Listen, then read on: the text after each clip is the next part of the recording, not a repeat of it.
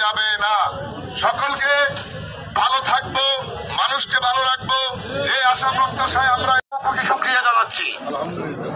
আমি আপনাদের উদ্দেশ্যে শুধু একটি কথাই বলবো, 40 বছর আগে যিনি এই স্বেচ্ছাসেবক প্রতিষ্ঠিত করেছেন, সে নয় আমাদের শহীদ রাষ্ট্রী মরহুম রহমানকে আমি তো স্মরণ করি।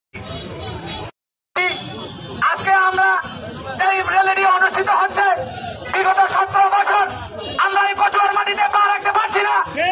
আজকে প্রিয় বন্ধুগণ, আমরা দীর্ঘ 18 বছর রাজপথে এভাবে কেউই কচুয়ার রাজপথে আমরা নামতে পারি নাই। এখন স্বাধীন একটা বাংলাদেশ আমরা গঠন করার জন্য যারা যুব সমাজ আছেন এবং হব না, আপনারা সবাই শান্তিপূর্ণভাবে কাজ করবেন।